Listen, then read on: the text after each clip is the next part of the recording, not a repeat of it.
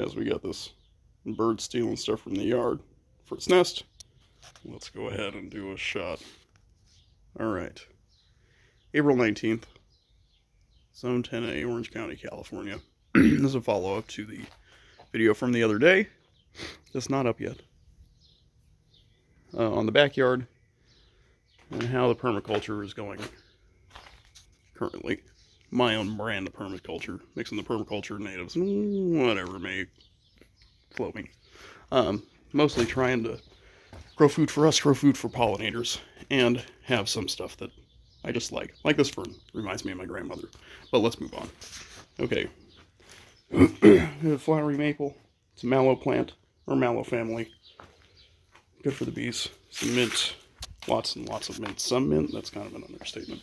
There's a raspberry growing in here. A new one popping up down here. So hopefully that patch will do its thing. Some mint. Strawberries. Hibiscus, another mallow family. Some mint. Fuchsia, edible berries. Some blanket flower, gaillardias for the bees. Tree mallow, again for the bees. A lot of the stuff right here is for the bees. Although there is a lot of mint, there's an artichoke. It's a beautiful Anna apple. It's the second year this thing is in the ground. It's supposed to be an ultra dwarf. It's taller than me. And I'm definitely not an ultra dwarf. Strawberries, mint. Back here, some lemongrass. There's another hibiscus, some lemongrass. Down here, it's really taken off. Mystic Spire salvia for the trying to attract the bumblebees. We have a 5-in-1 apple. Accidentally clipped this Einschmier limb when I was trimming back these lantanas. So that is rooting in the back as a cutting, hopefully. It's been at it for a while. Anyway, this has got some apples on it. Here we have Beverly Hills? Yes, Beverly Hills. This one's Dorset Golden, and this is another Anna. Alright. Over to the wildflower patch. Attracting more native pollinators. There is some cilantro in here. Some other such things. I'm going to get some sage in here. I want artichokes as well. Alright. Now we get on to the real food producers of the yard. Okay. Here's our persimmon tree. Really young. Everything's pretty young here. So we've only been here for... Now, we've owned the house for 2 years. We've lived here almost 2. I planted some of those first plants right after we bought the house. Macadamia is doing really well. I was going to clip this top one and let this grow, but I think they're doing well enough to just let it split. In theory, we'll have a nice big tree at some point. Unlikely we'll be here then, but that's okay. Olive. I'd like to tear out all this ivy and put some terraces almost. Just 3 or 4 big ones, nothing crazy. So it's not a huge gradient, but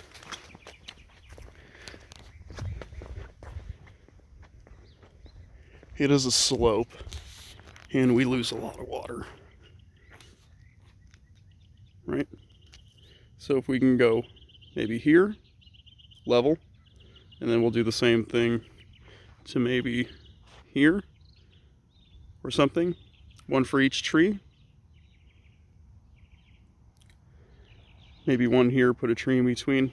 I don't know, but you get the idea of what I'm thinking of. Just to level out the land.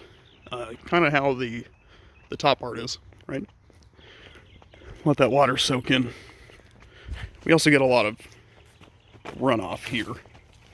So I'd like to catch that in this part of the front yard. Forgot about the grape. Grape is doing really well.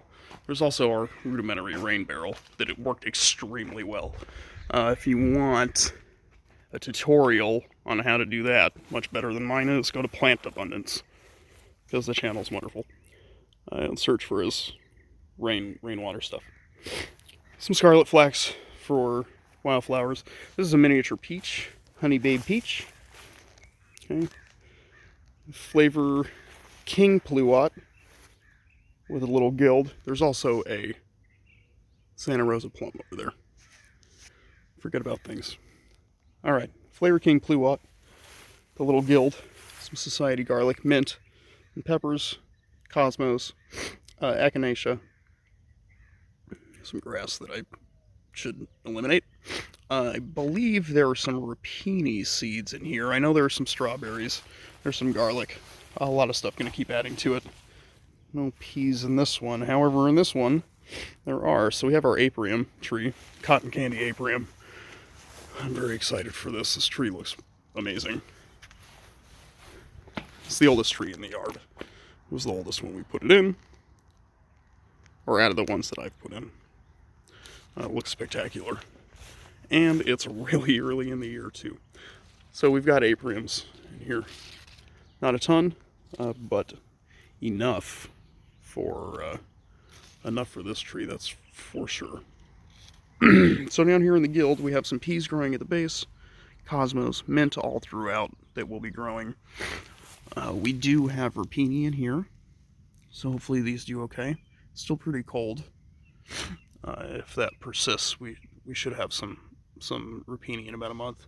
Basil not doing super well, probably because of the cold. That is an onion bottom that I planted. That is garlic that was planted. There's more peas. So mostly peas, cosmos, mint, rapini, onion, garlic, mostly basil. And undoubtedly some other stuff. There are strawberries in each of these that are going to be sprouting out. Oh, also, there are asparagus roots in here, so hopefully these will grow. I don't know how well asparagus will do in this climate. All right, peppers. This is the strawberry patch. Anything that's just completely bare, or where all the bare root strawberries went. So each of these is an enclosed hugel mound. Right, the same with the raised beds in the back. So these condense considerably more than I expected them to, which is okay. I'll just need to. I was actually a little concerned they were too high, but we will adjust that accordingly. Some nasturtiums growing, echinacea, cosmos, another pepper plant, strawberry patch, and I believe there's a celery bottom in there too. Celery and onions. I've been trying to take all the things that, no idea what these things are, but something, hopefully not weeds. Yeah, lost my train of thought. Oh, any of the bottoms, hopefully we can put them out here, and rather than just grow one head of celery from the celery bottom that we cut, I'm hoping that it'll just seed, and then we'll have celery seeds for next year. Strawberries, garlic, fava bean with the rose. Really healthy path. Loquat that keeps growing back. Here's a fig I'm trying to turn into a hedge. We'll see how well it works. It's doing pretty well. It is not fruited. I thinned it out recently, like a month and a half ago, 2 months ago. And they're all doing really well. We'll see if I can actually get them to fruit. This one is fruiting here, so we'll see. Same kind of thing. It's grown out of basically the same plant, so we'll see. Some osteospermums, the African daisies, lantanas. African daisies are good for the native bees, so are the lantanas. And the honeybees too, but we're not going to worry about honeybees right now. Hibiscus, more mallow, right? Some lavender and a tea tree plant. But we do have some peas in here. Need to fix this on account of there not being a gutter here. So this will get a gutter and another rain barrel. I kid you not, that 55-gallon barrel filled up in one night. One rain. I live in Southern California. One rain. So, don't think that you can't catch rainwater. Not that it doesn't rain down here, but considerably less than a lot of other places, right? Some sunflowers in here, mainly is what I'm trying to do in this spot. I need sunflowers. cornflower. Here we have a daikon radish that just took off in this pot of rehomed Cleveland sage. I'm excited for that. Daikon everywhere. Ceanothus, more blanket flower. We have an almond that has not woken up yet. That's okay. Hopefully soon. I checked the trunk. It is very much alive, so not worried about that. And that is basically it for the food. Oh, nope. A couple things I missed. I had to take out this sugar prune. It was very dead. So, that's the way that cookie crumbles. Here we have another tree guild, right? Nasturtiums. And chard.